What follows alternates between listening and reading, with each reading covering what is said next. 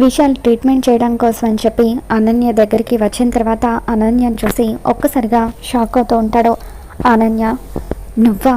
చివరికి ఈ ఇంటికి కోడలుగా సెటిల్ అయిపోయావు అనమాట, నీ సంగతి చెప్తాను అని విశాల్ మనసులో అనుకుంటాడు. హాయ్ అండి, మీ పేరేంటి అని చెప్పి పేషెంట్తో మాట్లాడుతున్నట్టుగా విశాల్ మాట్లాడుతూ ఉంటే, ఇదేంటి వీడు నన్ను గుర్తుపట్టినా కూడా గుర్తుపట్టనట్టుగా ఎందుకు యాక్టింగ్ చేస్తున్నాడు అని చెప్పి అనన్య మనసులో అనుకుంటుంది. నా పేరేంటో నేనే మర్చిపోయాను అమ్మా, ఇంతకీ నా పేరేంటమ్మా అని చెప్పి అనన్య పిచ్చి పట్టినట్టుగా ప్రవర్తిస్తూ ఉంటాయి. ఇదయ్యా మా కోడలి వరుస, కొన్ని విషయాలేమో బాగా గుర్తున్నట్టుగానే బిహేవ్ చేస్తూ ఉంటుంది, కొన్నేమో అసలు ఆ వస్తువులు ఏంటో తనకు తెలియనట్టుగా ప్రవర్తిస్తూ ఉంటుంది. ఒక్కోసారి స్కూల్కి వెళ్తానని, కాలేజ్కి వెళ్తానని, కలెక్టర్ అవుతానని, డాక్టర్ని అవుతానని ఇలా రకరకాలుగా బిహేవ్ చేస్తూ తన పిచ్చి చేష్టలతో మాకే పిచ్చి పట్టించేలాగా ఉంది. ఎలాగైనా మా కోడల్ని బాగు చేసి కాస్త పుణ్యం కట్టుకోవయ్యా అని చెప్పి కోటేశ్వరరావు, లీలావతి వీళ్ళిద్దరూ కూడా విశాల్కి చెబుతూ ఉంటారు.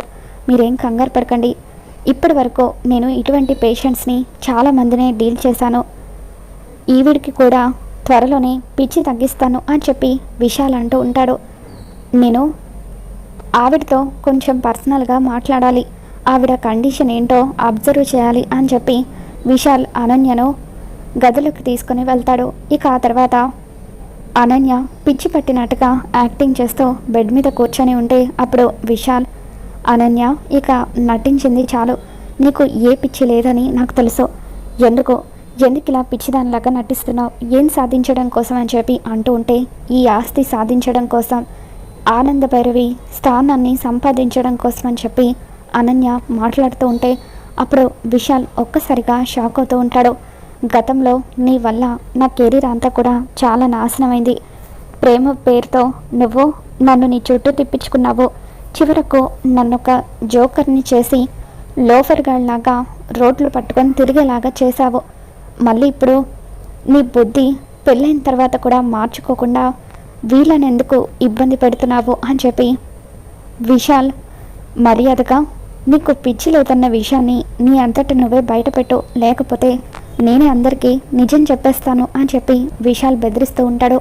ఇక దాంతో అనన్య, ఏంట్రా నన్నే బెదిరిస్తున్నావు, నాకు పిచ్చి లేదని ఎలా బయట పెడతావో నేను కూడా చూస్తాను అని చెప్పి అనన్య విశాల్కి అడ్డుపడుతూ ఉంటే అప్పుడు విశాల్ అనన్యను తోసేసి ఇంట్లో వాళ్ళకు నిజం చెప్పాలని వస్తూ ఉంటాడు. ఇక అప్పుడే కాంచన ఏమైంది అని చెప్పి అనన్యని అడుగుతూ ఉంటే, వాడికి నా గురించి నిజం అంతా కూడా తెలిసిపోయింది, ఇంట్లో వాళ్ళకు నా గురించి చెప్తానని వెళ్తున్నాడు, ఎలాగైనా వాడిని ఆపాలి అని అనన్య అంటూ ఉంటుంది.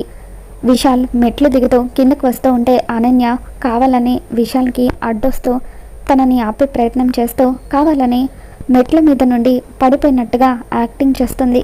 అలా మెట్ల మీద పడిపోయి డొర్లుతూ కింద పడిపోవడంతో అందరూ కూడా పరిగెత్తుకుంటూ వస్తారు. అమ్మ అనన్య, ఏమైందమ్మా, ఏంటి అలా పడిపోయావు అని చెప్పి లీలావతి అడుగుతూ ఉంటే అప్పుడు అనన్య పిచ్చిదానిలాగా యాక్టింగ్ చేస్తూ, నేను పడిపోలేదు, అదిగో అతనే నన్ను తోసేశాడు అని చెప్పి విశాల్ వైపు చూపిస్తూ, వద్దు వద్దు నన్ను చంపొద్దు ప్లీజ్, మీకు దండం పెడతాను అని చెప్పి అంటూ ఉంటుంది. ఇక దాంతో అందరూ కూడా విశాల్ వైపు ఆశ్చర్యంగా చూస్తూ ఉంటారు. అక్క, ఆయన ఎందుకు నేను చంపాలనుకుంటారక్క, ఆయన నీకు వైద్యం చేయడానికి వచ్చారు, నీ పిచ్చి తగ్గించడానికి వచ్చారు అని చెప్పి శరణ్య అంటూ ఉంటుంది. నాకు ఏ ట్రీట్మెంట్ అవసరం లేదు, అతను నన్ను చంపేస్తాడు, ఇప్పుడే అతన్ని ఇక్కడి నుండి పంపించేసేయండి అని చెప్పి అనన్య అంటూ ఉంటుంది. ఇక అలా అనన్య కావాలని విశాల్ని అందరి ముందు బ్లేమ్ చేస్తూ మనసులో, రే విశాల్, ఇప్పుడు నువ్వు ఎలా తప్పించుకుంటావో నేను కూడా చూస్తాను అని చెప్పి అనుకుంటూ ఉంటుంది. అప్పుడు విశాల్ ఎంతో తెలివిగా వ్యవహరిస్తూ, నేను పేషెంట్ని చెక్ చేశాను, ఇప్పటి వరకు ఇటువంటి పేషెంట్స్ అందరూ కూడా తమని ఎవరో చంపాలని చూస్తున్నట్టు వాళ్ళకి వాళ్ళు ఊహించేసుకుంటారు. ఇప్పుడు అనన్య నన్ను కూడా అలాగే ఊహించుకుంటుంది, ట్రీట్మెంట్ చేయడానికి వచ్చిన నేను తనని చంపేస్తున్నట్టుగా ఊహించుకొని తనకి తానే మెట్ల మీద నుండి పడిపోయింది, తనని ఇప్పుడు ఇలాగే వదిలేస్తే, ట్రీట్మెంట్ చేయకపోతే తనకి తను బిల్డింగ్ మీద నుండి దూకేసి సూసైడ్ కూడా చేసుకోగలదు అని చెప్పి విశాల్ అంటూ ఉంటాడు. తనకు పిచ్చి బాగా ముదిరిపోతుంది కాబట్టి చాలా ఇమీడియట్గా ట్రీట్మెంట్ స్టార్ట్ చేయాలి అని విశాల్ అంటూ ఉంటే, అప్పుడు ఆనంద, అవునక్క, విశాల్ చెప్పేది నిజం. అనన్య శరణ్య విషయంలో కూడా ఇలాగే ఊహించుకుంది. శరణ్య తనకు సాయం చేస్తూ ఉంటే శరణ్య గురించి తప్పుగా ఊహించుకొని శరణ్య కూడా తనని చంపాలని చూస్తుందని చెప్పి ఎన్నోసార్లు చెప్పింది కదా. ఇప్పుడు విశాల్ విషయంలో కూడా అదే జరిగింది అని చెప్పి ఆనంద కూడా తనకు సపోర్ట్గా మాట్లాడడంతో, అవునండి, ఎగ్జాక్ట్లీ, అనన్య గారికి పిచ్చి బాగా ముదిరిపోతుంది. మనం ఇప్పుడు ఈ స్టేజ్లో కనుక ఈ పిచ్చిని కంట్రోల్ చేయలేకపోతే ఇక ఎప్పటికీ ఆవిడ ఇలాగే ఉండిపోతారు. అందుకే తనకి ఇప్పటికిప్పుడే ట్రీట్మెంట్ స్టార్ట్ చేస్తాను అని చెప్పి విశాల్ అంటూ ఉంటాడు. ఆ ట్రీట్మెంట్ ఏదో త్వరగా స్టార్ట్ చేయండి, నా భార్యను మళ్ళీ మామూలు మనిషిని చేయండి అని చెప్పి రోహిత్ బతిమలాడుతూ ఉంటాడు. మీరు కంగారు పడకండి భయ్యా, అంతా నేను చూసుకుంటాను కదా అని చెప్పి విశాల్ కావాలని అనన్యకు షాక్ ట్రీట్మెంట్ ఇస్తూ ఉంటాడు. నన్నే అందరి ముందు ఇరికించాలని చూస్తావా, ఇప్పుడు చూడు నీ సంగతి ఎలా చెప్తానో అని చెప్పి కావాలని విశాల్ అనన్యకు షాక్ ట్రీట్మెంట్ ఇస్తూ ఉంటే, ఇకప్పుడు అనన్య, బాబోయ్ చచ్చిపోయేలాగా ఉన్నాను, రే నీకు దండం పెడతాను, నన్ను ఇక వదిలేసారా అని చెప్పి అనన్య దండం పెడుతూ ఉంటుంది. మర్యాదగా నీకు పిచ్చి లేదని ఇప్పటికైనా ఒప్పుకో, లేకపోతే నేను ఇవ్వబోయే షాక్ ట్రీట్మెంట్కి నువ్వు చావడం గ్యారంటీ అని చెప్పి విశాల్ అంటూ ఉంటాడు. ఇక దాంతో అనన్య, సరే ఇప్పుడే ఒప్పేసుకుంటాను, నాకు పిచ్చి తగ్గిపోయిందని అందరి ముందు నిజం ఒప్పుకుంటాను అని చెప్పి అనన్య, ఇక చాలు ఆపండి, నాకు పిచ్చి తగ్గిపోయింది అని చెప్పి గట్టిగా అరుస్తూ ఉంటుంది. నిజంగా నీకు పిచ్చి తగ్గిపోయిందా అని చెప్పి ఆనంద అంటూ ఉంటే, అవునత్తయ్య గారు, నాకు పిచ్చి తగ్గిపోయింది.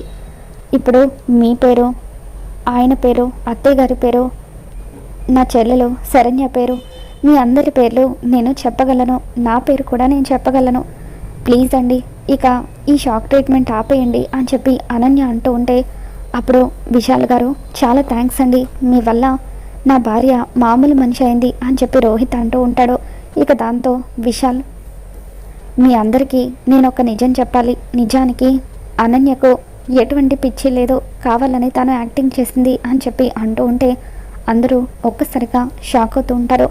ఏంటి మీరు అనేది, అనన్యకు పిచ్చి లేదా అని వాళ్ళు అంటూ ఉంటే, అవునండి, ఈ అనన్య మామూలుది కాదు, కాలేజ్ డేస్లో తను నేను ఇద్దరం కూడా క్లాస్మేట్స్, నన్ను ప్రేమ పేరుతో తన చుట్టూ తిప్పుకుంది, నన్ను పిచ్చివాణ్ణి చేసింది, చివరకు ఈ అనన్య వల్ల నేను నా కెరీర్ కూడా కోల్పోయే పరిస్థితి వచ్చింది. అప్పటి వరకు క్లాస్ టాపర్గా ఉన్న నేను సబ్జెక్ట్స్ కూడా పోగొట్టుకొని ఒకనొక స్టేజ్లో సూసైడ్ చేసుకునే వరకు వెళ్ళాను. మళ్ళీ నా తల్లిదండ్రుల సపోర్ట్ వల్లే నేను కోలుకోగలిగాను. ప్రేమ పేరుతో నన్ను మోసం చేసి చివరకు అదంతా కూడా ఫ్రెండ్స్తో బెట్ కాశానని, ఆ బెట్లో గెలవడానికి నన్ను ప్రేమించినట్టుగా నటించానని చెప్పి నన్ను చాలా దారుణంగా మోసం చేసింది. ఇప్పుడు మీ కుటుంబాన్ని కూడా దెబ్బ కొట్టాలని ఈ అనన్య ఎంతగానో ప్రయత్నిస్తుంది, తనతో మీరు జాగ్రత్తగా ఉండండి అని చెప్పి, సరే దర్శన్, నేను ఇక వస్తాను, మీ వదిన గురించి ఇలా చెప్పడం కరెక్ట్ కాదు, కానీ మీ కుటుంబం గురించి తెలిసిన వాడిగా, మీ కుటుంబ క్షేమం కోరేవాడిగా చెప్తున్నాను, తనతో మీరంతా కూడా చాలా జాగ్రత్తగా ఉండాలి అని చెప్పి అలా విశాల్ అనన్య నిజస్వరూపం మొత్తం కూడా బయట పెట్టేసి అక్కడి నుండి వెళ్ళిపోతూ ఉంటాడు. మరి రాబోతున్న ఎపిసోడ్లో ఏం జరగబోతుందో మళ్ళీ మన ఛానల్లో తెలుసుకుందాం. ఈ వీడియో మీకు నచ్చినట్లయితే తప్పకుండా లైక్ చేయండి.